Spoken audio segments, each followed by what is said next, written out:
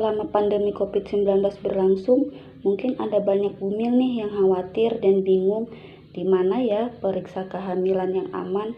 Nah, ini antara takut tertular virus corona, tetapi ingin tahu perkembangan janin dan kondisi kehamilan. Tenang bumil, kali ini saya akan bahas panduan pemeriksaan kehamilan pada masa pandemi COVID-19. Jadi, tonton sampai selesai ya. Halo, Assalamualaikum warahmatullahi wabarakatuh. Kembali lagi dengan saya, Bidan Dahlina Indriani Puspita, AMDK. Memang ibu hamil lebih beresiko tertular virus corona.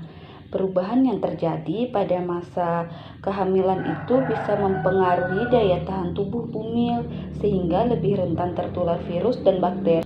Jadi jika tidak ada keperluan mendesak, bumil dianjurkan untuk tidak bepergian keluar rumah dulu ya, apalagi ke rumah sakit. Lah bagaimana Bu Bidan jika ada keluhan? Apakah tidak boleh sama sekali periksa? Nah, begini ibu-ibu, pemeriksaan kehamilan tetap perlu dilakukan secara rutin untuk memantau kesehatan ibu hamil dan janin. Jadi, untuk mengakomodasi kebutuhan pemeriksaan kehamilan sambil tetap melakukan pencegahan penularan COVID, para dokter, khususnya dokter kandungan, sudah bikin aturan baru nih untuk pemeriksaan kehamilan selama pandemi, yaitu minimal 6 kali selama kehamilan. Pada trimester berapa aja itu? Yuk, jadwal pemeriksaan kehamilan selama pandemi COVID-19 yaitu dibagi menjadi 3 trimester. Trimester pertama, ibu hamil cukup menjalani pemeriksaan kehamilan yaitu pada usia kandungan 11 minggu. Pada trimester kedua, ibu hamil melakukan kunjungan 1 kali pada usia kehamilan 20 minggu. Pada trimester ketiga, ibu hamil harus lebih sering karena sudah waktu mendekati persalinan, yaitu 1 kali pada usia kehamilan 28 minggu, 1 kali pada usia kehamilan 32 minggu, 1 kali pada usia kehamilan 36 minggu, dan minggu ke-37 sampai seterusnya dianjurkan seminggu sekali untuk pemeriksaan kehamilan. Nah, selanjutnya tips pemeriksaan kehamilan di masa pandemi COVID-19. Yang pertama, ibu hamil wajib memakai masker. Yang kedua, jaga jarak. Yang ketiga, sering mencuci tangan. Yang keempat, ibu hamil buat janji terlebih dahulu saat melakukan pemeriksaan sehingga tidak menunggu terlalu lama. Konsultasikan frekuensi pemeriksaan pada bidan dan dokter kandungan. Selanjutnya, simpan kontak bidan dan dokter bila butuh konsultasi tanpa perlu datang ke fasilitas kesehatan.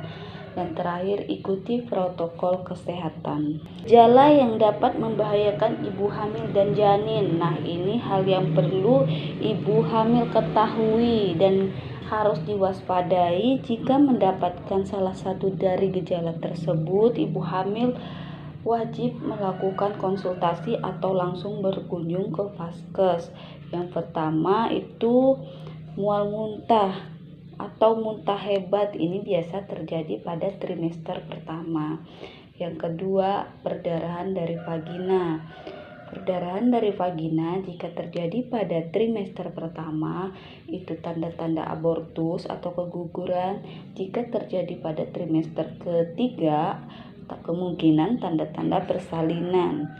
Itu tanda-tanda abortus atau keguguran. Jika terjadi pada trimester ketiga, kemungkinan tanda-tanda persalinan. Selanjutnya, pecah ketuban. Yang keempat, nyeri kepala hebat. Yang kelima, tidak merasakan gerakan janin. Yang keenam, kontraksi atau nyeri perut yang hebat. Yang ketujuh, tekanan darah tinggi. Yang kedelapan, kejang. Nah, itu ada 8 gejala yang harus diwaspadai ibu hamil. Nah, sekarang bumil sudah boleh divaksin. Ini ada surat edaran tentang vaksinasi COVID bagi ibu hamil dan penyesuaian screening dalam pelaksanaan vaksin COVID-19. Jadi vaksin COVID-19 dapat diberikan kepada ibu hamil yang berusia di atas 13 minggu. Adapun syarat vaksin untuk ibu hamil itu yang pertama membawa KTP dan buku KIA. Yang kedua, pemberian dosis pertamanya itu usia kehamilan di atas 13 minggu.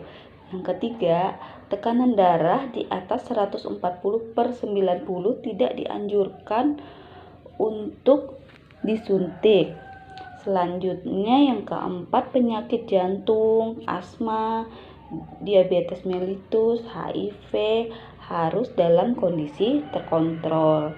Nah, yang terakhir, jika memiliki riwayat alergi berat harus mendapatkan pemantauan khusus. Nah, demikianlah informasi yang dapat saya sampaikan kepada ibu hamil. Pesan saya, tetap jaga kesehatan, konsultasikan jika ada keluhan, bisa melalui medsos untuk mengurangi penularan COVID-19. Demikian. Terima kasih. Wassalamualaikum warahmatullahi wabarakatuh.